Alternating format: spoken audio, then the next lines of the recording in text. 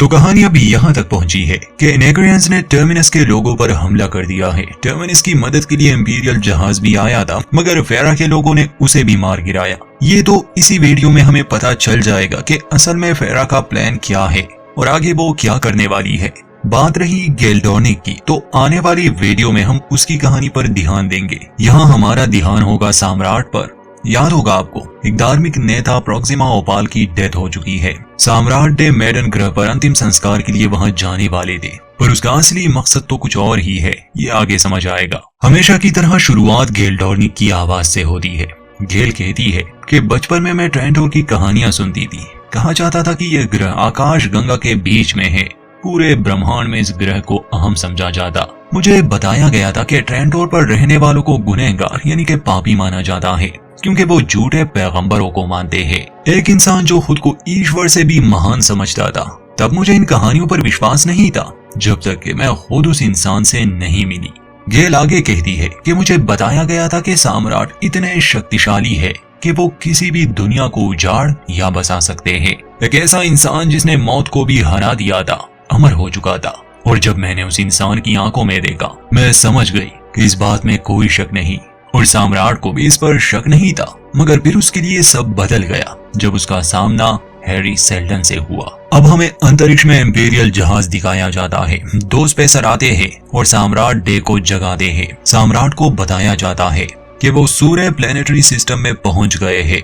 तैयार होने के बाद सम्राट डिमर्जल के पास जाता है और पूछता है कि जंप के दौरान कैसे महसूस होता है। जंप दरअसल ट्रेंटोर ग्रह की एक ऐसी टेक्नोलॉजी है जिसमें स्पेस पोर्टलिंग का इस्तेमाल होता है, जिससे अंतरिक्ष यान प्रकाश की गति से भी तेज सफर करता है। डिमर्जल जवाब देती है कि इंसानी दिमाग उस मंजर को सहन नहीं कर सकता, इसलिए सफर के दौरान उन्हें स्लीपिंग पॉड्स में रखा जाता है। तो सम्राट पूछता है कि तुम्हारा दिमाग तो इसे सहन कर सकता है ना। डिमर्जल कहती है कि हाँ, अगर मैंने आपको वो सारी बातें बताई कि इस जंप के दौरान क्या होता है, तो फिर आपको नींद नहीं आएगी। इसीलिए स्पेसर्स को जेनेटिकली मॉडिफाइड किया गया है जो इस जंप को सहन कर सकते हैं। इनकी बातों से हम एक बात का अंदाजा लगा सकते हैं कि गेल में कुछ तो अलग बात है, क्योंकि एपिसोड 1 में हमने देखा था कि जंप के दौरान ही वो जाग गई थी और उसे कुछ हुआ भी नहीं। उसने वो नजारा भी देखा था जो इंसानों के देखने के लिए नहीं है, लेकिन उसका दिमाग इसे बर्दाश्त कर पाया। फिर back to the main story. तो बाद में खाना खाते समय डिमर्जल सम्राट डे को एक ब्रेसलेट दिखाती है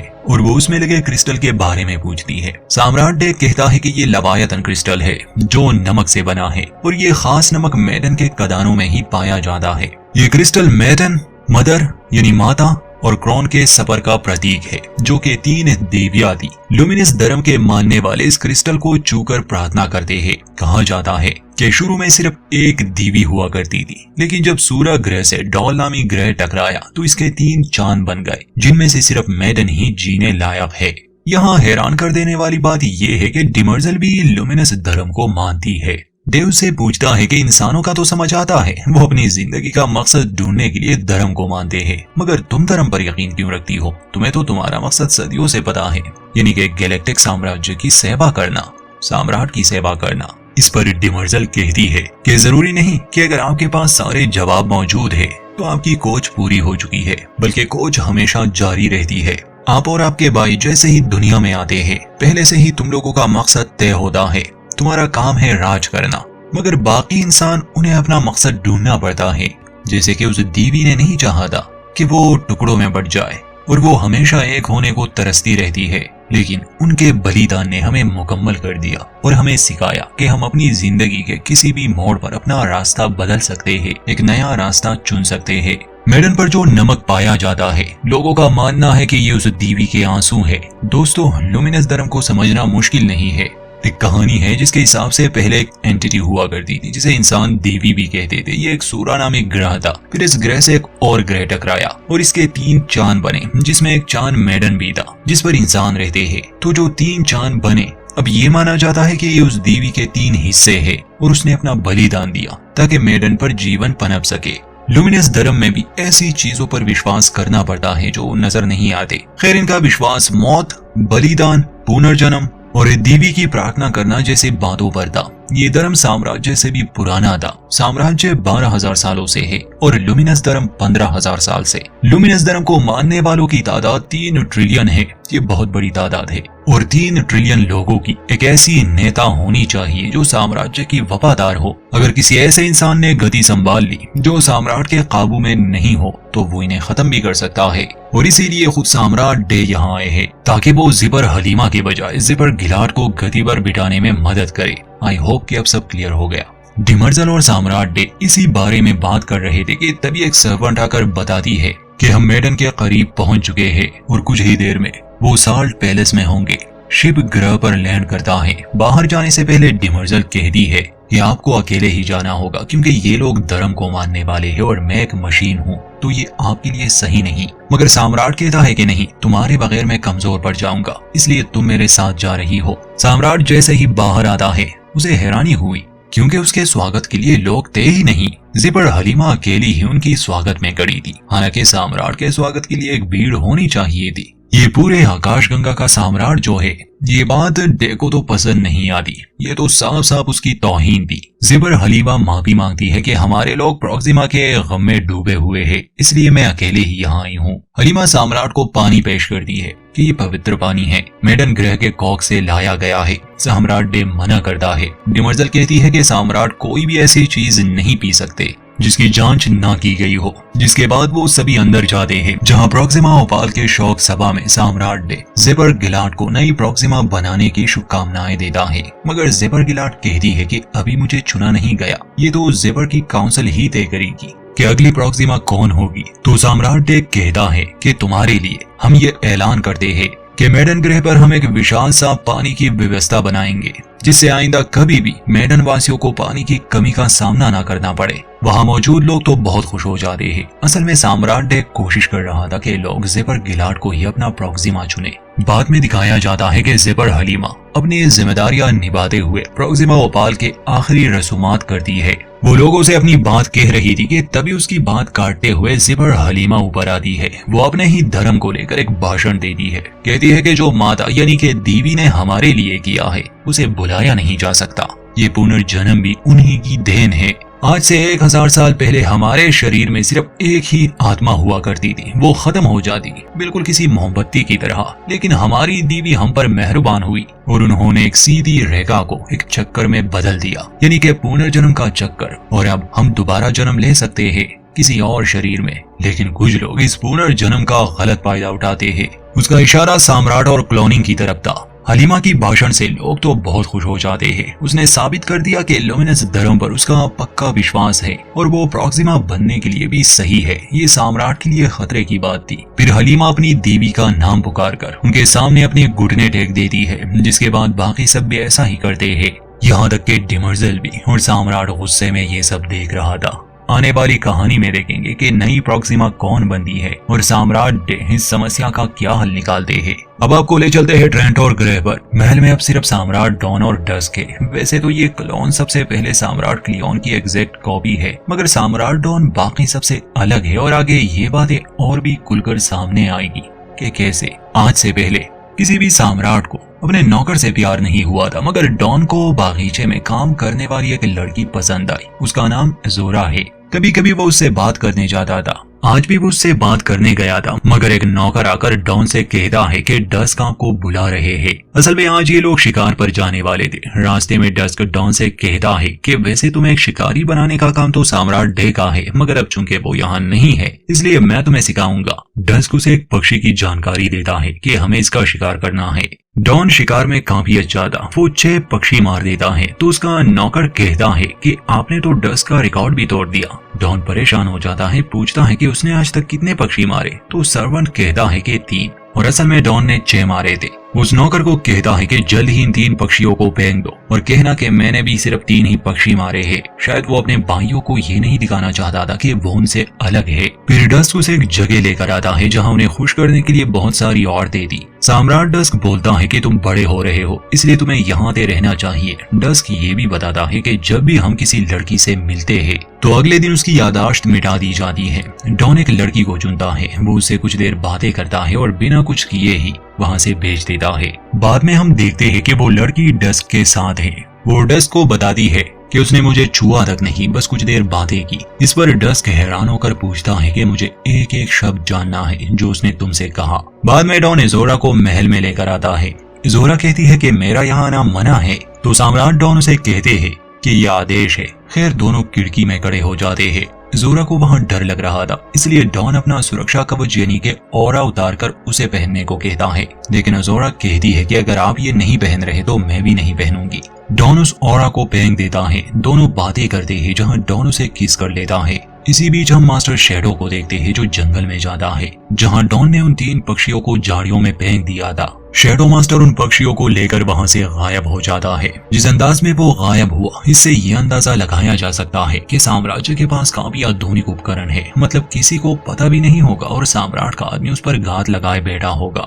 आगे देखेंगे सम्राट के महल में क्या होता है। अब चलते हैं टर्मिनस पर, क्योंकि वहां एक जंग छिड़ चुकी है। अंत में हमने यही देखा था कि इंपीरियल जहाज तबाह हो चुका है। फेरा बहुत खुश लग रही थी, उसके लोगों ने टर्मिनस पर कत्लेआम मचाया था। सेलबोर को भी बंदी बना लिया गया है। अगले दिन रोवर और उसके साथी इंपीरियल जहाज के मलबे के पास आते हैं, जहां उन्हें कमांडर डॉर्विन जिंदा मिलता है, जिसे वो पकड़ लेते हैं और कहते हैं कि अब से तुम हमारे लिए काम करोगे। वहीं दूसरी तरफ पोली और गाया गार्ड से बचते हुए उस जगह पहुंच जाते हैं जहां सेलबोर को बंदी बना के रखा गया था। ये दोनों बच्चे वहां छुपे हुए थे। रोवर फेरा के पास आता है और कहता है कि तुमने इसे जिंदा क्यों रखा है। फेरा कहती है कि मुझे उस वॉल्ट का राज जानना है और ये उसकी चाबी है, इसलिए इसका जिंदा रहना जरूरी है। उनके जाने के बाद पोली और गाया बड़ी बहादुरी से गार्ड को मारकर सेलबोर को वहां से निकाल लेते हैं। वहीं दूसरी तरफ फेरा टावर में सभी इंजीनियर्स और साइंटिस्ट को बुलाती है। वो उन्हें अपना मकसद बताती है कि मुझे क्रू की जरूरत है। फेरा कहती है कि अगर तुम लोग हमारी मदद करोगे तो काम पूरा होते ही हम यहाँ से निकल जाएंगे और तुम सब वापस से अपनी जिंदगी में लौट सकते हो, लेकिन अगर तुमने इनकार किया तो हमारे साथ तुम भी मारे जाओगे। उनमें से एक इंजीनियर इसके लिए मना करती है, जिस पर फेरा उसके पति के पैर में गोली मार देती है। अब अपने प्यारों की जान बचाने के लिए वो सब फेरा की बात मान जाते हैं। फेरा खास लोगों को चुनती है जिन्हें अंतरिक्ष यान की जानकारी हो, स्पेस की यात्रा वो पहले कर चुके हो। वहीं दूसरी तरफ जब सेलबोर को होश आता है तो जान बचाने पर वो पोली और गाया का शुक्रिया अदा करती है। वो बच्चे बताते हैं कि नेक्रियन किसी इन्वेक्टस जहाज की बात कर रहे थे। वहां से निकलने पर उसे ह्यूगो और उसके पिता भी मिल जाते हैं। उन्हें जिंदा देखकर वो बहुत खुश थी। अब्बास कहता है कि हमें वापस जाना होगा, फाउंडेशन को बचाना होगा, जिस पर सेलबोर कहती है कि पहले हमें फेरा को रोकना है। वो एक जंगी जहाज की तलाश में है जिसका नाम इन्वेक्टस है। ये एक इंपीरियल जहाज है, मगर सदियों से ये खोया हुआ है। ये इतना खतरनाक है कि ये ग्रहों को चंद सेकंड्स में तबाह कर सकता है। अगर फेरा को वो मिल गया तो आकाश गंगा में एक बड़ी जंग छिड़ जाएगी। इसलिए सबसे पहले हमें नेक्रियंस के जहाजों पर कब्जा करना होगा ताकि वो यहाँ से निकल ना सके। मुझे लगता है कि सेल्डन ने जिस क्राइसिस की बात की थी ये वही है। मैं उस वॉर्ड को महसूस कर सकती हूँ, ये शुरू हो चुका है। फाउंडेशन में जाने के बजाय ये तीनों जियोथर्मल एरिया में जाते हैं। देखते हैं कि नेक्रियंस वहाँ जगह जगह बॉम्ब्स लगा रहे हैं, यानी कि वो हर हाल में इस ग्रह को खत्म करने वाले थे। ह्यूगो, अब्बास और सेलबोर चुपके से इन्हें देख रहे थे। सेलबोर प्लान बनाती है कि मैं चुपके से वहाँ जाने की कोशिश करूंगी, तुम दोनों नजर रखना। सेलबोर जब वहाँ जाने लगी तो एक बार फिर से उसका दिमाग कहीं और पहुंच गया। वो खुद को उस समय में पाती है जिस दिन रैश ने सेल्डन को मार डाला था। यहाँ हम जान पाते हैं कि असल में सेल्डन ने रैश को मजबूर किया था कि वो उसे कत्ल करे। रैश ने गेल से संबंध रखे और हैरी कहता है कि इसी वजह से भविष्य भी बदल जाएगा। तुम्हें मुझे खत्म करना होगा। आकाशगंगा की किस्मत सिर्फ तुम पर टिकी है। हैरी उससे पूछता है कि क्या तुम मैथ पर यकीन रखते हो, तो रैश कहता है कि मुझे मैथ से नफरत है। हैरी पूछता है मगर तुम मुझ पर तो यकीन करते हो ना। इस पर रैश बोलता है कि काश मैं तुमसे कभी मिला ना होता, काश मैंने वो किताबें चोरी की ही ना होती। हैरी रैश से कहता है कि तुम स्लीपिंग पावर में यहाँ से निकल जाना, तुम उस शिप तक पहुंच जाओगे।